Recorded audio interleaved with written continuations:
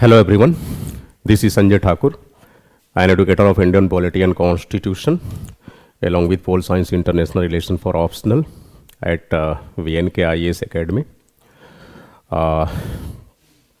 Today, I'll be discussing about a very short but highly important topic. You can say one of the conceptual topics in Indian Polity and Constitution, namely constitutionalism and constitutional morality. Before commencing the topic, I would like to let you know about something related to my teaching experience. I have been training the students preparing for civil services examination in Delhi and so many different institutes across different cities in our country for last 10 to 11 years. In optional subjects, as I told you just now, my area of expertise is political science and international relationship. And in general studies, I provide classes in entire components of General Studies Paper 2 for IAS mains, like Indian Polity and Constitution, one of the major components of GS Paper 2 for mains examination. Apart from Indian Polity and Constitution, I also give classes in international relationship, social justice, and governance. You all might be knowing that these are the components of General Studies Paper 2, right? Apart from this, since I'm an expert of Constitution and international relationship, I'm having my own optional, for teaching purpose, that is PSIR. So internal security is also under my area of command. So concerning General Studies Paper 3, I also take a small portion, that is internal security. International relationship of General Studies Paper 2 and internal security of General Studies Paper 3, they are highly correlated with each other. So it is usually suggested to students that whenever they go on to have a look upon the issues concerning international relationship for General Studies Paper 2, if they also have a coverage of internal security, from General Studies Paper 3, it would provide them, a sense of compatibility in having a catchment upon these two components. Anyway, since internal security is outside the ambit of General Studies Paper 2 and GS Paper 2 is my own area, that's why I am briefing this. So, GS Paper 2.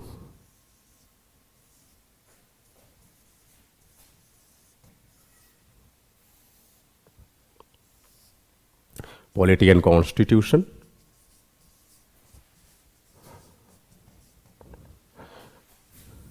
governance,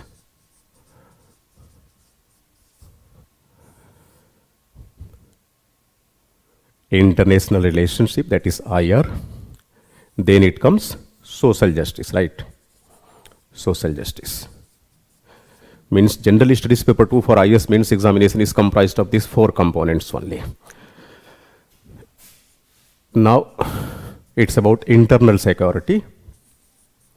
Internal security is usually studied along with international relationship of GS Paper 2, though it's not the part of GS Paper 2. I mean, internal security is not the part of GS Paper 2, it's the part of GS Paper 3.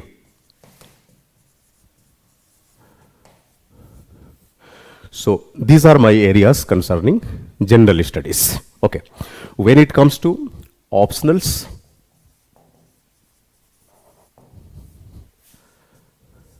Pol Science and international relationship is my subject to which I give classes.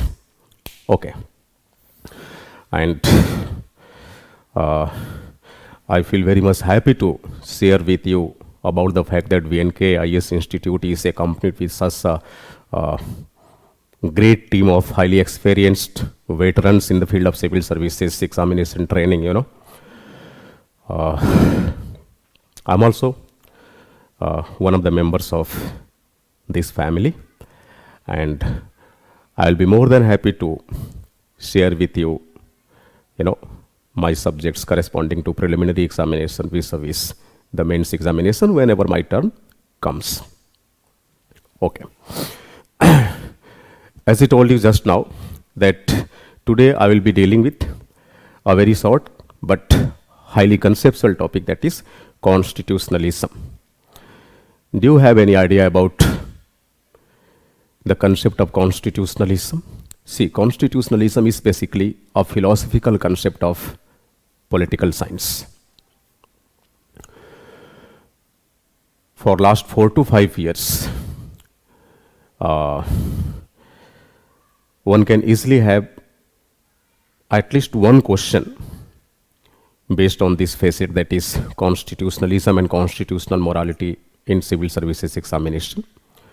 In year 2017 mains examination, there was a direct question from constitutional morality. I think it was not year 2017, I'm sorry, it was 2018. Okay. You can have a look into that. Since constitutional morality is based on General Studies paper 2 syllabus, but the irony is it was asked in General Studies paper 4 under ethics and integrity section. Anyway, look, what is constitutionalism? What is constitutional morality?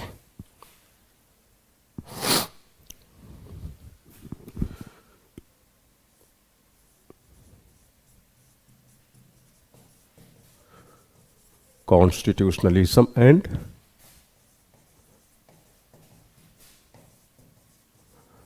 constitutional morality. See, when it comes to categorization of constitutions found across the world, you may categorize it through two different ways. One way paves the way towards categorizing the constitutions into the form of written constitution and the unwritten constitution. While based on the other way, it can be classified. It can be means constitutions can be classified into the form of democratic constitutions and undemocratic constitution. Okay. First categorization is done based on the mode of documentation. Okay. In today's discussion, that is not our business. That is not our concern. Here, what is needed to be relied upon is the categorization of constitution into the form of democratic and undemocratic constitution.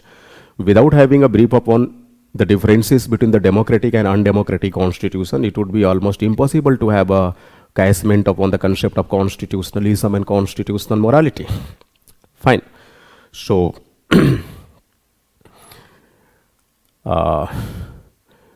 first of all, we have to know about democratic constitutions, and accordingly, we also need to know about the undemocratic constitution. See, for any constitution, whatever the values or principles are inherent in that constitution, as per the basis of that, one may classify the constitutions into the form of democratic and undemocratic one. In simplest possible term, you can say, here simplest possible term means simplest possible terms corresponding to values or principles of the constitution, right? See, whenever somebody says that yes, the given constitution is a value-based constitution, it means that the said constitution contains the degree of constitutionalism. And if somebody says that, hey, look, this is a constitution, but it does not contain any values or principles, in that situation, this constitution can be referred to as a undemocratic constitution. Undemocratic constitution. Now the question is, what is meant by those values or principles? See, the values or principles of a constitution of the modern day democracies, that is basically a set of those values which constitute the constitutionalism. Look.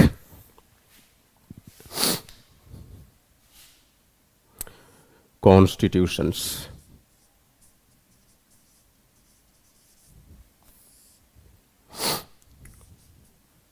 On the basis of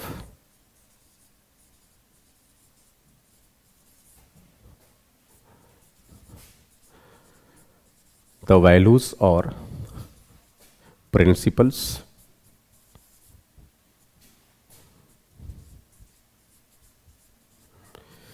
inherent in them. In them means constitutions.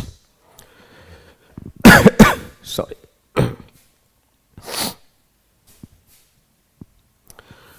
The constitutions can be classified into the form of democratic constitutions and undemocratic constitutions.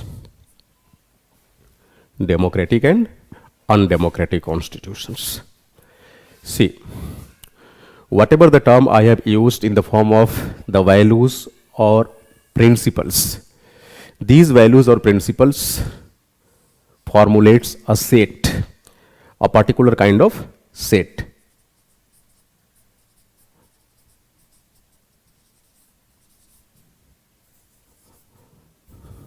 And under this particular kind of set, whatever the values and principles are there, they simply constitute the constitutionalism.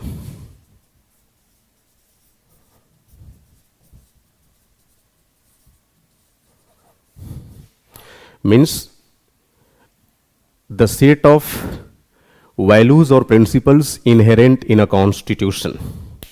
It is called constitutionalism. Still, the things have not become much more prominent to understand the meaning of constitutionalism. It would be disclosed very soon. Let's have a look. See, I'm just giving you the reference of constitutionalism simply for the sake of making your understanding ease and comfy. Look,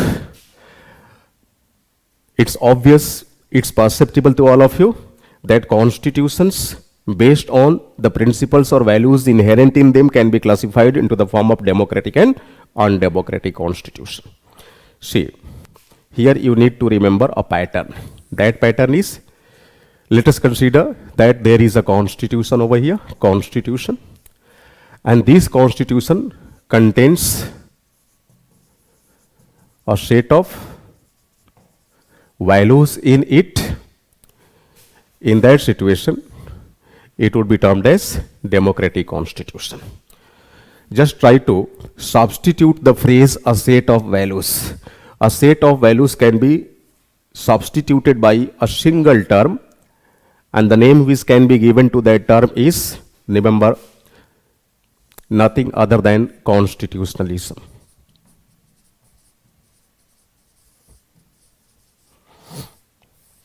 Constitutionalism. It means that if a constitution contains constitutionalism, it can be referred to as a democratic constitution. Similarly, if a constitution is devoid of constitutionalism, here devoid of constitutionalism means if a constitution contains no values, no principles, in that situation the said constitution shall be referred to as an undemocratic constitution, right? So here it is undemocratic constitution. Undemocratic means a constitution minus constitutionalism. A constitution minus constitutionalism. So now the question is, what is meant by the values of a constitution? What is meant by the principles inherent in a constitution? Once it would be known to us, we can easily get to know about the actual meaning of constitutionalism. See, constitutionalism is not a term which can be defined in a straightforward manner. No. Constitutionalism is basically a philosophical term. It contains philosophy. And philosophy cannot be, precisely defined in one or two words or sentences. Okay. It is basically abstract orientation. It shows abstract aspect. Okay. Abstract is something which can only be felt. That is abstract. See, till now we have discussed that constitution plus constitutionalism results in democratic constitution. And we have also discussed that if a constitution is devoid of constitutionalism, it would result into an undemocratic constitution only, undemocratic constitution. So, what is meant by constitutionalism? Constitutionalism is directly proportionate to a set of values of a constitution. What is meant by set of values? Set of values means whether the concept of, rule of law is found in a constitution or not. If a constitution contains the concept of rule of law, it means the said constitution is simply signifying towards what? Constitutionalism. Do you know what is meant by rule of law? Rule of law means, no man is above the law. It simply shows the dominance of law. And it paves the way towards observing the juridic equality in a country. Means in the eyes of law, everyone should be considered equal. No matter whether you are a billionaire or you are a mere rickshaw puller, no. In the eyes of law, all are same. All are equals. As you ever go high, no matter, you will always find that the law is always above you. This is what the essence of rule of law. Is it okay? So, in a search of values or principles inherent in a constitution, I am suggesting you that prima facie you need to have a search of whether the constitution contains the concept of rule of law or not. If it contains the concept of rule of law, it means it is leading on the path of what? Constitutionalism. And if a constitution leads on the path of constitutionalism, it means it shows the reference of being a democratic constitution. Right? So, rule of law. This is one of the values out of the given set of values of a constitution. What would be the next value? Next value would be whether the constitution paves the way towards having the right to freedom of speech and expression or not. If a constitution takes proper care of citizens' right to freedom of speech and expression, it means it's a value-based constitution. Okay. So, next thing you need to have a look into the constitution is whether the constitution contains the right to freedom of speech and expression or not. Whether it tries to safeguards the citizens' right to freedom of speech and expression or not. Right to freedom of speech and expression. Okay.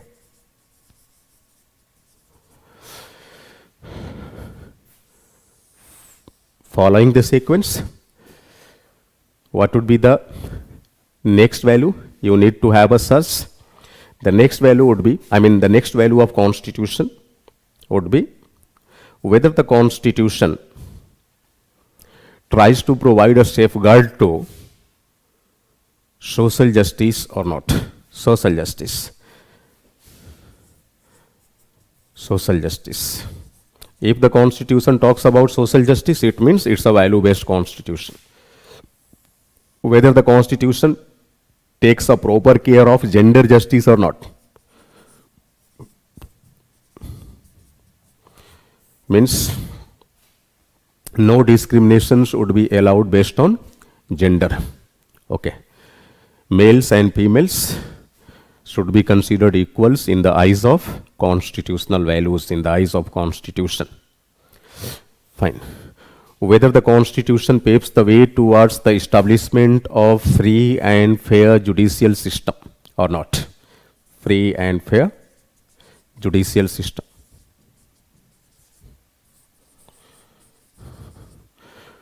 Whether the constitution makes the reference of non-committed bureaucracy or not.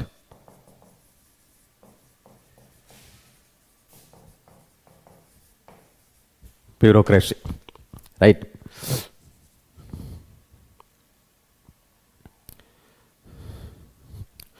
So these are certain values one needs to have a such while referring a constitution.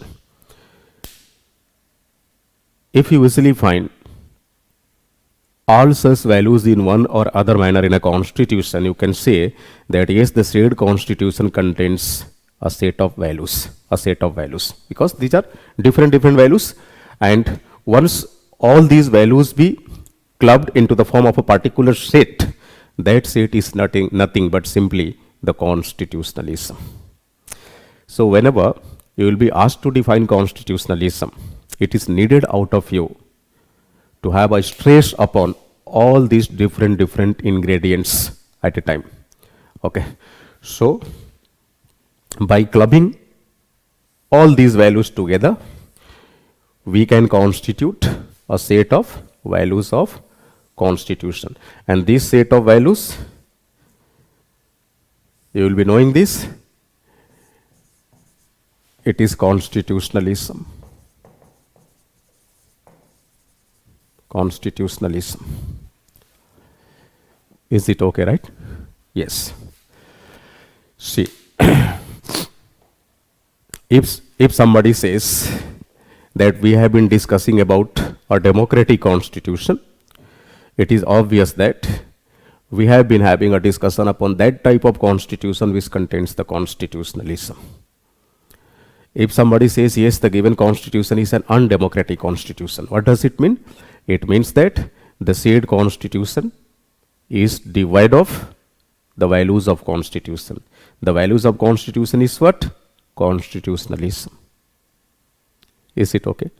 So every democratic constitution contains constitutionalism. In absence of constitutionalism, a constitution cannot become a democratic one. Okay. For example, suppose if it comes to Chinese constitution, it is obvious that Chinese constitution would be devoid of all such values. Chinese constitution would be devoid of constitutionalism. Hence, that can be referred to as undemocratic constitution only. Okay. So, this is basically a brief glimpse upon the concept of constitutionalism. If somebody asks you what is meant by constitutional morality, remember, constitutional morality is nothing but simply the commitment towards such values of constitution, the commitment towards the constitutionalism. So in single sentence, now you can define the meaning of constitutionalism by saying the commitment towards the constitutionalism is called constitutional morality. So don't you think the success or unsuccess of a democratic constitution in general, and at the same time you can say the success or unsuccess of constitutionalism solely depends upon the country's commitment towards constitutionalism. If the people of a country are more concerned about the values of their constitution, it means they are going to have a more refined democratic constitution. For example, let me tell you about the comparative assessment of, two democratic constitutions. For example, let's take the Constitution of India. Undoubtedly, it's a democratic constitution.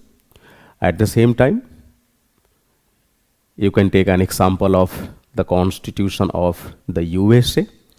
Both are having democracies. We usually try to connect these two democratic constitutions, saying like US is the one of the oldest democracies, one of the most refined democracies and rich democracies, while India is a growing democracy. India is the largest democracy in terms of, the huge population of India.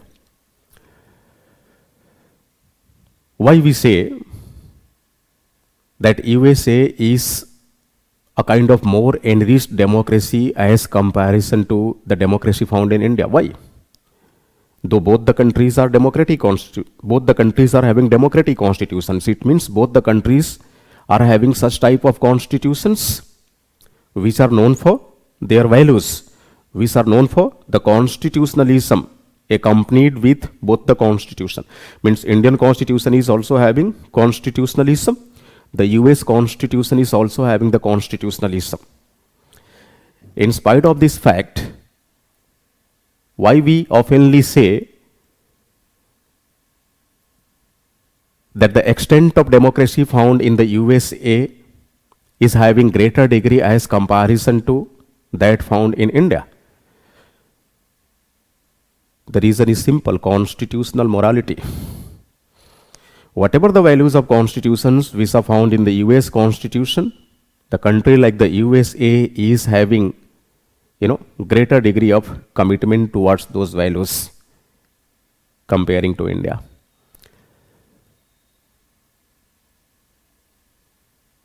Once it is well acclaimed that yes, these are the two constitutions, both are democratic constitutions, both are having constitutionalism, it does not mean that both are having the equal extent of democracy. No. The extent of democracy is found in both the countries may be varied in nature. And that variation is simply caused based on the commitment towards the constitutionalism, based on the constitutional morality. Wherever you find greater degree of constitutional morality, all the values of constitution constituting the constitutionalism would be in better position. So, the success of all such values, that is how much you pay respect towards the rule of law, how much you pay respect towards the right to freedom of speech and expression, how much the country provides safeguards to social justice and gender justice, how much the country's political system ensure the free and fair nature of judicial system, how much your bureaucracy is non-committed in nature. You know the meaning of non-committed? Non-committed bureaucracy? Non-committed bureaucracy is simply meant by neutral bureaucracy. Neutral means the people in bureaucracy, they are not expected to favor a particular kind of political ideology. They should not become the shadow of a particular political party or coalition of political parties. This is what meant by non-committed bureaucracy. So, non-commitment of bureaucracy. Don't you think in different countries, the extent of non-commitment of bureaucracies, it may be different. Wherever constitutional morality is higher, the degree of non-commitment of bureaucracy would also be higher.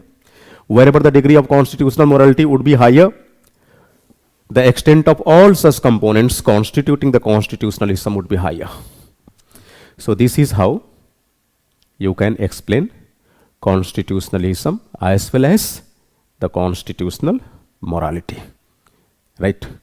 So, in regular classes, or you can say in course programs, we will be discussing all the relevant topics related to civil services exam syllabus concerning preliminary examination as well as the written examination, that is mains examination.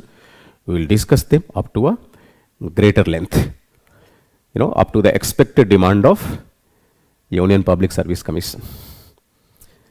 So, it's all for now. See you soon. Thank you so much. Have a great day.